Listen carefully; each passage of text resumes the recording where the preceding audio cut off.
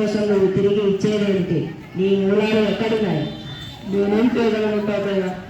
ఈ దేశంలో ఉంటే మన టాలెంట్కు గుర్తింపు ఉండదు, డబ్బులు రావు, ఇక్కడంతా గందరగోళం. ఈ దేశంలో రోడ్లు సరిగ్గా ఉండవు, ఆసుపత్రుల్లో క్యూలు. ఇవన్నీ చూసి నేను విసిగిపోయాను.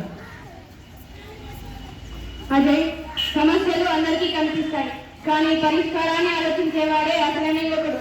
మనం పారిపోతే ఎవరు మారుస్తారు? మన అమ్మా నాన్నలు ఇక్కడే కదా ఉండాలి. వాళ్ళకి ఏదైనా ఆపద వస్తే అక్కడెక్కడే ఉండి ఏం చేస్తావు? కానీ కదా నా ఆలోచనలు వినేవారు ఎవరు? నా దగ్గర మంచి టెక్నాలజీ డెవలప్ చేసే చాలా ఐడియాలు ఉన్నాయి, కానీ ఇక్కడ సిస్టమ్ అని పట్టించుకోదు. తప్పునాయ, కాలం మారింది. ఇప్పుడు ప్రభుత్వం యువతకాలం వినాలనే వికసిత్ భారత్ అనే ఒక మహాయజ్ఞాన్ని మొదలుపెట్టింది. నీ దగ్గర ఉన్న ఐడియాలను మై గవర్నమెంట్ పోర్టల్లో పెట్టు. ఇలాంటి లక్షలాది మంది యువత ఆలోచనలే రేపు 2047 నాటికి భారతదేశాన్ని ప్రపంచంలోనే నెంబర్ 1 దేశంగా నిలబెడతాయి.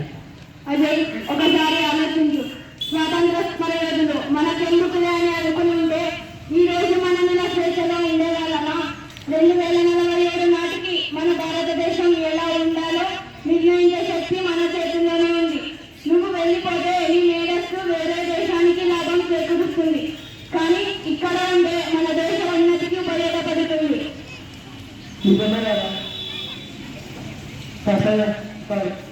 నేను నా స్వార్థాన్ని చూస్తున్నాను, కానీ నా బాధ్యతను మర్చిపోయాను. మన దేశం మార్పు చెందాలని కోరుకోవడం కాదు, ఆ మార్పు మన నుండే మొదలవ్వాలి. నా ఐడియాను ఇప్పుడే ఆ మై గవర్నమెంట్ పోర్టల్లో షేర్ చేస్తాను. నా దేశం వికసిత్ భారత్గా మార్చడానికి నా వంతు కృషి నేను చేస్తాను. సరిగ్గా చెప్పాను. యువత కలిస్తే దేశం మారుతుంది.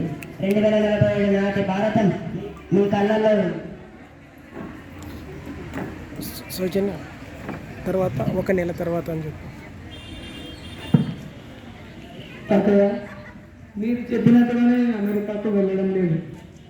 ఆ మై గవర్నమెంట్ పోర్టల్లో మన గ్రామాల్లోని వ్యర్థాల నుండి విద్యుత్, అగ్రికల్చర్ వేస్టేజ్ టు ఎనర్జీ ఈ తయారు చేసిన ఐడియాను ఇప్పుడే అప్లోడ్ చేస్తున్నాను. నమ్మకంగా ఉండరా? ప్రయత్నం నీది, ఫలితం దేశానిది. All the best Ajay. నీ ఆలోచనలో నిజాయితీ ఉంది, ఖచ్చితంగా మార్పు వస్తుంది. అప్లోడ్ చేసేసాను తాతయ్య, ఇకంతా దేవుడి దయ. నా తలరాదు. 1 నెల తర్వాత. సార్ ఉంది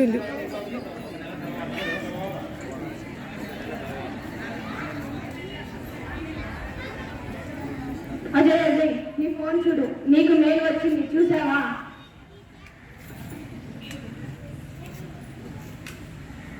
ఎస్, నా ఐడియా సెలెక్ట్ అయింది.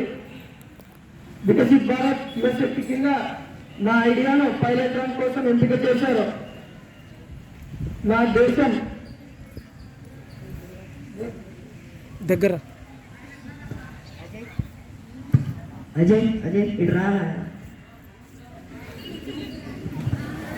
ఈరోజు ఆ జన్మ ధన్యమయ్యాడు. ఆ మనవడు వేరే దేశం వెళ్ళి ఎవరికో సేవ చేయడం కంటే తన దేశ ప్రజల కోసం, తన సొంత మట్టి కోసం ఒక వెలుగునిచ్చే దీపం అయ్యాడు. ఇంతకంటే గర్వకారణం ఏముంటుంది? నిజమే తాతయ్య, మీరు నన్ను ఆ రోజు ఆపుండకపోయింటే నేను ఈ దేశంలో, అమెరికాలో కేవలం నేను ఒక నెంబర్గా మిగిలిపోయిండేవాడు. కానీ ఇక్కడ నా దేశ నిర్మాణంలో ఒక భాగమయ్యాను. చూడు అజయ్, వికసిత్ భారత్ అంటే రోడ్డు కాదు, మన లాంటి యువత ఈ దేశంపై చూపే ఈ ప్రేమే వికసిత భారత్. మిత్రులారా, మన దేశం వెనకబడిందన్న బాధ మీలో ఉంటే ఆ బాధను బాధ్యతగా మార్చుకోండి.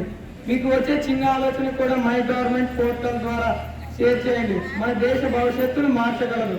రండి, 2047 నాటికి మన భారతదేశం ప్రపంచ దేశాల్లో వెలుగునిచ్చే దేశంగా మారుద్దాం. వికసిత భారత్ మనందరి స్వప్నం. జై హింద్. భారత్ మాతా కీ జై.